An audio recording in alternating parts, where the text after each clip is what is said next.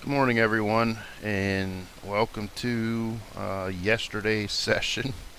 Um, Sorry about the microphone issues. I don't know what happened. I do know I disconnected my headset to plug it into my laptop when I made a couple recordings the other day, and I plugged it back into my regular computer, and I don't, for some reason, the recording software didn't pick it up. Um, so let's try this again. Yesterday, I didn't do any SPY trading. Let's take a look here. This is my main screen, and here's what I look at.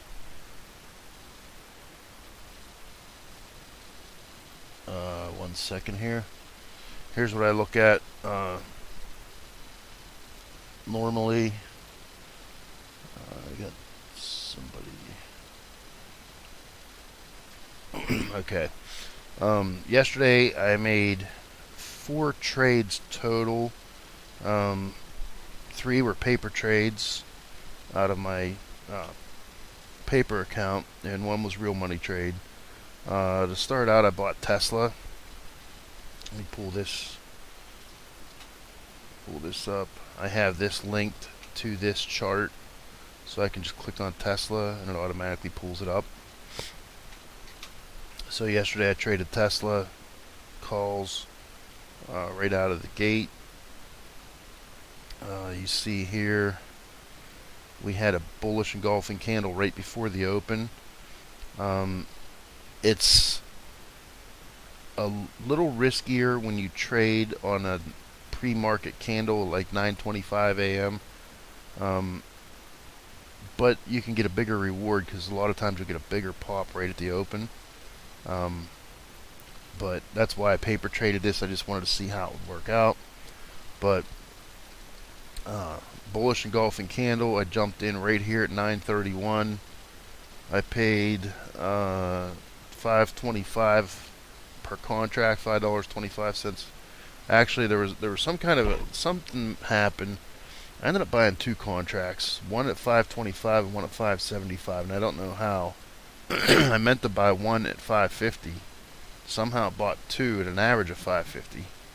I sold the first one 4 minutes later at 9:35 for 6.35. I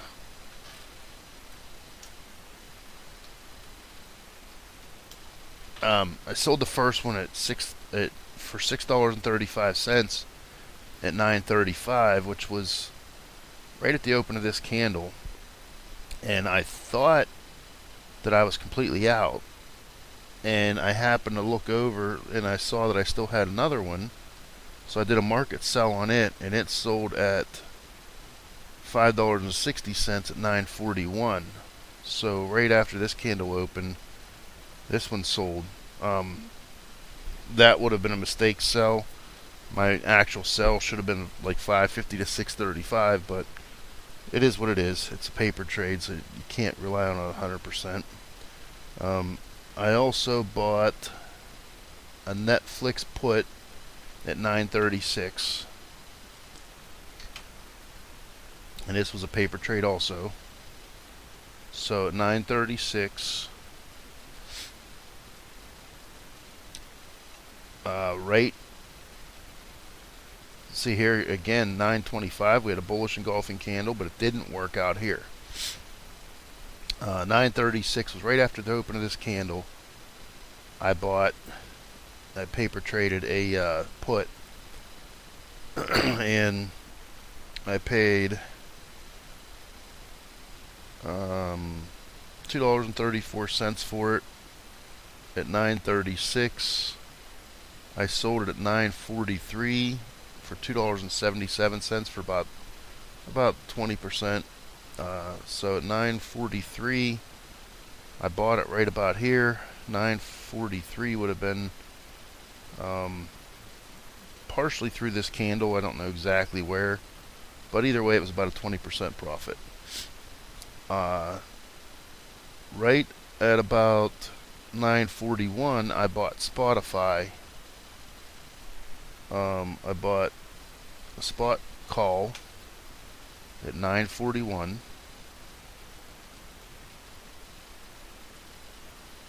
which was, we had a bullish engulfing candle that popped right above the previous day's high or low. I don't know which one that is. I'd have to go back. Previous day's low. So I bought one at the previous day. It popped above the previous day's low as well as yesterday's open, the current day's open. So I bought a call here. I sold it right about here at $2.75 at 9:48. So I paid $2.25, sold it for $2.77. I'm sorry, $2.75. So about 20% on that one too. Sure, it would have been nice to ride it all the way up to here, but I don't know how high it's going to go. We were getting close to this 100 simple moving average or 200 simple moving average, as well as a little bit of resistance here. I wanted out, so I sold it right there. Got 20%. I'm happy with that. I don't really care what happens to it after that. So that was my paper trade account or paper trades. My real money account, I traded, let me pull this over here for a second. My real money account, I traded Twitter, and I bought at 10:01. I bought Twitter calls. I paid $1.10. Let's take a look at Twitter here.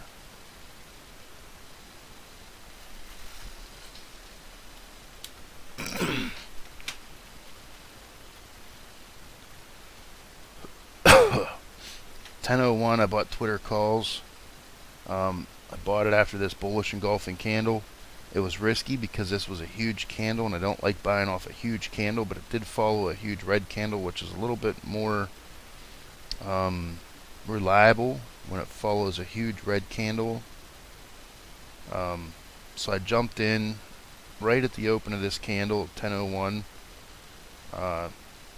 My thoughts were it broke above these two resistance levels, and it pretty much broke above this pivot. So I entered here. I went in light. I just bought one contract, or bought two contracts. Paid $1.10. I sold one of them at 11:06. So I held this for over an hour. 11:06 was right after the open of this candle. I sold one at $1.21, which was 10%. And I sold the other one at 11:06. 11:07. And it just happened to be the very high of the day. I didn't plan that. It just worked out that it was the high of the day. It's nice when that happens, but I never planned for buying or selling at the lower high of the day. If that's your trade plan, you're going to get bit in the end. It just happened to work out yesterday that I just happened to sell. I sold at this pivot. That's the reason I sold right there. And it just so happened to be the high of the day. It never broke above that. So that was my trades yesterday. I went back and calculated after I did a couple of paper trades after 11 o'clock. These results aren't as accurate after 11 o'clock. After 11, the success rate drops. It's not as reliable, not as good. So until I figure out something else, I won't be trading this system after 11 o'clock with real money. So what happened, I made 2 or 3 more paper trades after 11 o'clock. I think I might have made money. I think I made money. Well, I can tell you here.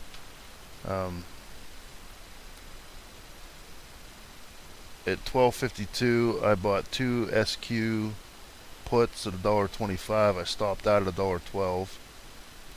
At 101, I bought a Baidu call at 242. Sold that right before the close at 225. And then I bought, to hold overnight, I bought a Spotify call at $1.90, and I still have that. Those are paper trades. So I was 0-2 after 1 o'clock, or after 11 o'clock. Paper trading with the same setup. Take a look at the SQ, because that's the first one I bought that I lost money on. I entered SQ calls at 12:52, which was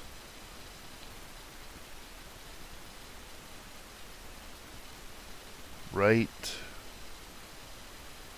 after this candle open. Actually, it was puts. Bought SQ puts. Bought SQ puts right after this candle open. We had a bearish engulfing that closed below support here. And right after the open of this candle opened, it dropped down to about here, and that's when I jumped in, and it bounced right back. So, like I said, it's just not as reliable. Unless I'm missing something, and if anybody has any ideas or thoughts, put it in the comments section, and I'll check it out. Baidu, I bought at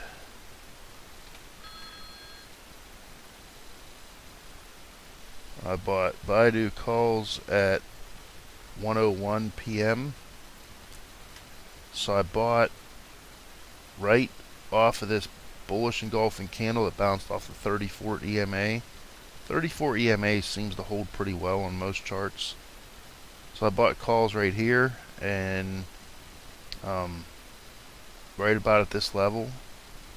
I was up on them here. I had a sell order in, but I was in a meeting, and it just missed my sell order, not by much. I was probably up, I don't know, I was probably up 10% on it, but I couldn't watch it, and if it was a real money trade, I would have watched a little bit closer, but I put a sell order in. It didn't quite trigger my sell.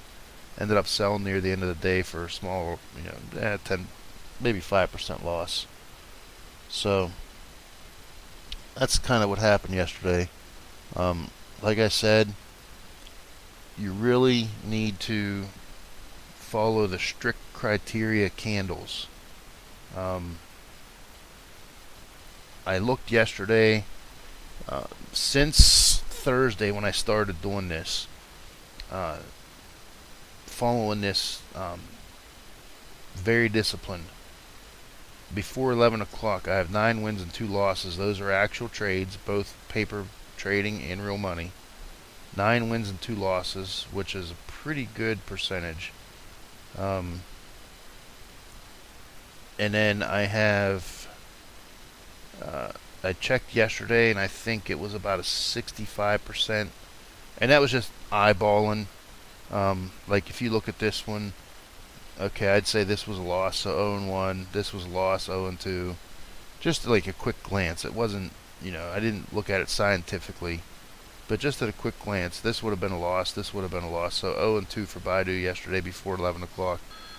Just doing that yesterday on my watch list, which is right here. It was like 65% accuracy, which isn't bad. From what I've been told, floor traders on Wall Street, they're only accurate about 60 to 65% of the time. The best ones are around 65%. If you can be accurate 65% of the time, and you use proper risk management strategies, you'll make money. Obviously, the better your percentage, the higher your percentage, the better you're going to be. But so that's kind of what happened yesterday. Like I said, you have to use the strict criteria. You can find that in thinkorswim. Going up here to patterns, select patterns, candlestick, pick whatever patterns you want to look at. If you want the if you want to do more like ascending triangle channels, double tops, you can select from the classic tab. I don't have any of those set. Those don't seem to show up hardly ever on a 5-minute chart. I don't know if it's a thinkorswim thing. I don't know what it is, but they rarely show up on a 5-minute chart. And when they show up on a daily chart, it just makes the chart a real mess. So I don't even put these in here. The candlestick ones, though, when you put those in here, they put the little arrows to indicate what's what. So that's pretty much it. This was my third attempt at this video. The first one I did turned out to be 41 minutes long, and it probably didn't have audio either. I didn't even look at it. I just saw it was 41 minutes, and I said, no, I can't do that. So I made the second one, and it was about 11 minutes long, and I loaded it up and realized there's no audio. So this is my third attempt. Hopefully my trading goes better than my recording does today. Speaking of trading today, we're actually pretty flat right now. I was starting to go red. We were pretty flat before. I think when I started recording this, we were up around here. Fairly flat, but we are pulling back a little bit now. So we'll see what happens today. Flat days are more difficult to trade, obviously. I have not been trading SPY. I've been focusing on these other charts. We get a bigger movement on them, a little bit better percentage. And to be honest with you, pretty much this whole year I've been getting just bad timing. I've been getting burned on SPY with news. I don't know that it, I know that, SPY is made up of 500 different tickers, but when news comes out about China or North Korea or whatever it is, does Netflix get hit as hard as SPY does? I don't know. I haven't followed it long enough to see, but I do know this year it seems like I get in SPY and 2 minutes later news comes out and it goes against me. And it's happened at least, I'd say maybe 40 to 50% of the time I've been in a SPY trade this year, and I've got burned on it so many times. I said, let me try something else. Maybe I don't know. I haven't followed the other tickers long enough. When I traded options before years ago, we weren't getting the news out like we do today. And not to make this political, but when Donald Trump sends out a tweet, it has an impact on the markets, more so than I think any other president that we've had. So, when and actually, I don't know that any other presidents really used Twitter that much. But when I traded options before years ago, we didn't have the high impact news that we do today. I just started following other charts maybe a week ago, so I don't know how they've really affected things. If a tweet comes out, is it gonna sink Baidu or Square or Netflix like it does SPY? So that's just another reason I wanted to check it out and try this. I got burnt. I'd say at least 40% of the trades I've been in SPY this year. Some news has come out and it's went against me, and I just got tired of getting beat up by news. So I thought, well, let me try trading individual components and see if they get hit as hard. So far, I haven't seen that. Maybe it's just the timing hasn't been there, and I just haven't got caught in it. But so far, I like what I see. Like I said, between real trades and paper trades since Thursday when I started this, I had 9 wins and 2 losses. That's a pretty good percentage, and I'll take that all day long, every day. And this is it for this session. I'll try to record another one later today. This was actually from yesterday's because I had to redo it 3 times. But As I said, I promised I would re-record this in the morning. So here it is. See y'all later, and thanks.